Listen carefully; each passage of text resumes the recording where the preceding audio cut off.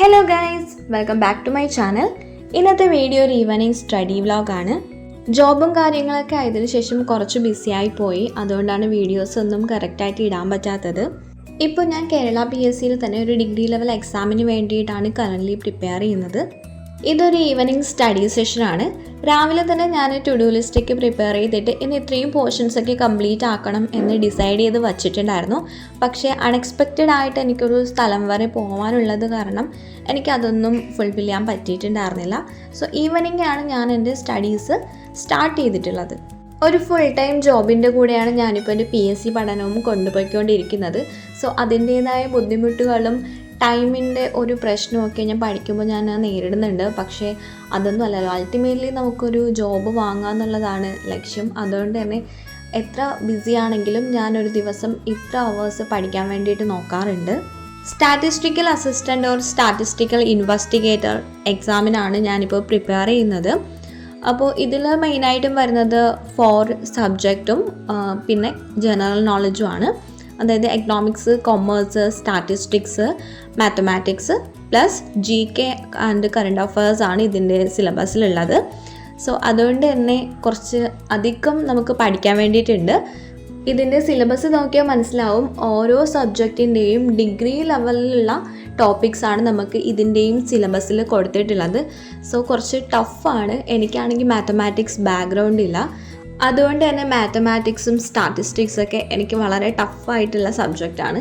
So ഇതൊക്കെ നമുക്ക് കാണാതെ പഠിക്കാനോ വായിച്ച് പഠിക്കാനോ പറ്റുന്ന സബ്ജക്റ്റ് അല്ല, നമുക്ക് ചെയ്ത് തന്നെ പ്രോബ്ലംസ് പഠിക്കേണ്ടതായിട്ടുണ്ട്. സോ അതിന് നല്ലൊരു എമൗണ്ട് ടൈം തന്നെ നമുക്ക് ഓരോ ദിവസവും ഇൻവെസ്റ്റ് ചെയ്യേണ്ടതായിട്ടുണ്ട്. ജോബിൻ്റെ കൂടെ പഠിക്കുന്നത് കൊണ്ട് തന്നെ ടൈം മാനേജ്മെൻറ്റാണ് ഒരു വലിയ ഇഷ്യൂ ആയിട്ട് നിൽക്കുന്നത്. എന്നാലും ഞാൻ എൻ്റെ മാക്സിമം പഠിക്കാൻ നോക്കുന്നുണ്ട്. എനിക്ക് എക്സാം വരുന്നത് ജൂലൈയിലാണ്. അപ്പോൾ ഇനി ഒരു 1 and 1.5 മന്ത് കൂടിയേ ഉള്ളൂ. ഇതിനകം വെച്ചൊരു വലിയൊരു വേസ്റ്റ് സിലബസ് കംപ്ലീറ്റ് ആക്കുക എന്ന് പറയുന്നത് കുറച്ച് ടാസ്ക്കാണ്. പക്ഷേ എന്നാലും മാക്സിമം കംപ്ലീറ്റ് ആക്കാൻ പറ്റുന്ന അത്രയും ടോപ്പിക്സ് കവർ ചെയ്തിട്ട് പോകാൻ വേണ്ടിയിട്ടാണ് നോക്കുന്നത്. സോ അതുകൊണ്ടാണ് വീഡിയോസൊക്കെ ഇടാൻ വേണ്ടിയിട്ട് ഇത്രയും ഡിലേ ആകുന്നത്. യൂട്യൂബ് അല്ലെങ്കിൽ ജോബ് ദെൻ പ്ലസ് പഠിത്തം 3 കൂടി മെയിൻറ്റെയിൻ ചെയ്യാനും കൺസിസ്റ്റൻ്റ് ആയിട്ട് കൊണ്ടുപോകാനും കുറച്ച് അധികം ബുദ്ധിമുട്ടുണ്ട്. പക്ഷെ എന്തായാലും ഞാനിനി റെഗുലറായിട്ട് വീഡിയോസ് ഇടുന്നതാണ്. കാരണം ഇപ്പോൾ ജോബിൻ്റെ കുറച്ച് വർക്ക് ലോഡ് ഇപ്പം കുറഞ്ഞിട്ടുണ്ട്. സോ എനിക്ക് കുറച്ചും കൂടെ ടൈം പഠനത്തിനും യൂട്യൂബിലോട്ടും ഇൻവെസ്റ്റ് ചെയ്യാൻ വേണ്ടിയിട്ടുള്ളൊരു സമയം എനിക്കിപ്പോൾ കിട്ടുന്നുണ്ട്. നോട്ട്സൊക്കെ എഴുതി പ്രോപ്പറായിട്ട് പഠിക്കാനുള്ളൊരു ടൈം ഇപ്പം എനിക്കില്ല. അതുകൊണ്ട് തന്നെ ഞാൻ മാക്സിമം വീഡിയോ ക്ലാസ്സൊക്കെ കണ്ട് അതിൽ നിന്നാണ് പഠിക്കുന്നത്. പിന്നെ കീ പോയിൻറ്റ്സ് മാത്രമാണ് ഞാൻ എഴുതി വയ്ക്കുന്നത്. അത് വെറുതെ അതെൻ്റെ ശീലമായിപ്പോയി. കാരണം എപ്പോഴും നമ്മൾ ലെക്ചർ നോട്ട് എഴുതി ഒരു ക്ലാസ് കേൾക്കുമ്പോൾ നോട്ട്സ് എഴുതാമെന്ന് പറയുന്ന ഒരു ശീലമായിപ്പോയി. അതുകൊണ്ടാണ് ഇത് ഞാനിനി റിവൈസ് ചെയ്യാനൊന്നും പോകുന്നില്ല.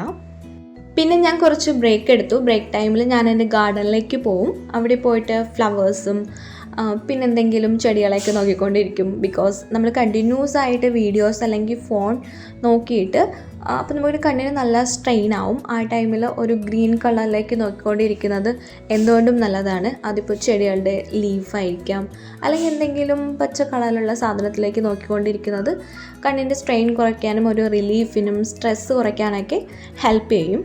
ഒരു 10 മിനിറ്റ്സ് ബ്രേക്ക് എടുത്തതിന് ശേഷം ഞാൻ പിന്നെയും പഠിക്കാൻ വേണ്ടിയിട്ടിരുന്നു.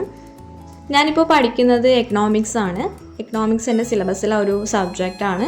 എക്കണോമിക്സ് എൻ്റെ ഗ്രാജുവേഷൻ സബ്ജക്റ്റ് കൂടിയായിരുന്നു. സോ എനിക്ക് ജസ്റ്റ് ഒന്ന് റിവൈസ് ചെയ്ത് വീഡിയോ ക്ലാസ്സൊക്കെ ഓടിച്ചൊന്ന് കണ്ടാൽ മതി. എനിക്കത് പെട്ടെന്ന് കോൺസെപ്റ്റും കാര്യങ്ങളൊക്കെ അറിയാമെന്നുള്ളത് കൊണ്ട് അത്ര ടഫല്ല. ഇപ്പോൾ എന്നെപ്പോലെ ജോലിയുടെ കൂടെ പഠിക്കുന്നവരാണെങ്കിൽ നിങ്ങൾ പഠിക്കുന്ന സമയത്തേനും ചെറിയ രീതിയിൽ കീ നോട്ട്സൊക്കെ പ്രിപ്പയർ ചെയ്യാൻ വേണ്ടിയിട്ട് നോക്കുക. അത് ലാസ്റ്റ് ടൈമിൽ റിവിഷൻ ചെയ്യാൻ വേണ്ടിയിട്ട് ഒരുപാട് ഹെൽപ്പ് ചെയ്യും. പിന്നെ ഞാൻ ഡിജിറ്റലായിട്ടാണ് നോട്ട്സ് മേക്ക് ചെയ്യുന്നത്. പിന്നെ എന്തെങ്കിലും ഇമ്പോർട്ടൻ്റ് ആയിട്ടുള്ള പോയിൻറ്റ്സൊക്കെ ഓർത്ത് വെക്കാൻ വേണ്ടിയിട്ട് ഞാനിങ്ങനെ സ്റ്റിക്കി നോട്ട്സിൽ അത് എഴുതിയിട്ട് എൻ്റെ വോളിൽ സ്റ്റിക്ക് ചെയ്ത് വെക്കാറുണ്ട്. അപ്പോൾ നമ്മൾ എപ്പോഴും അങ്ങോട്ടും ഇങ്ങോട്ടേക്ക് പോകുമ്പോൾ ഇത് കാണുകയും മനസ്സിൽ പതിക്കുകയും ചെയ്യും. ഇപ്പം നിങ്ങൾക്ക് ഏതെങ്കിലും സബ്ജക്റ്റ് ടഫാണ്, ഏതെങ്കിലും ഒരു പോയിൻ്റ് എപ്പോഴും കൺഫ്യൂഷനാണ്, അങ്ങനെയൊക്കെയുള്ള പോയിൻറ്റ്സൊക്കെ സ്റ്റിക്കി നോട്ട്സിൽ സ്റ്റിക്ക് ചെയ്ത് വെക്കുന്നത് ഹെൽപ്പ് ചെയ്യും. പിന്നെ ഞാനൊരു ലോങ് ബ്രേക്ക് തന്നെ എടുത്തു. നന്നായിട്ട് ടയേർഡ് ആയതുകൊണ്ട് തന്നെ ചെറുതായിട്ടൊരു സ്നാക്ക് എടുത്തു. അത് കഴിഞ്ഞിട്ടാണ് പിന്നെ ഞാൻ എൻ്റെ സ്റ്റഡീസ് കണ്ടിന്യൂ ചെയ്തത്. ബ്രേക്കിന് ശേഷവും ഞാൻ എക്കണോമിക്സ് തന്നെയാണ് പഠിക്കുന്നത്.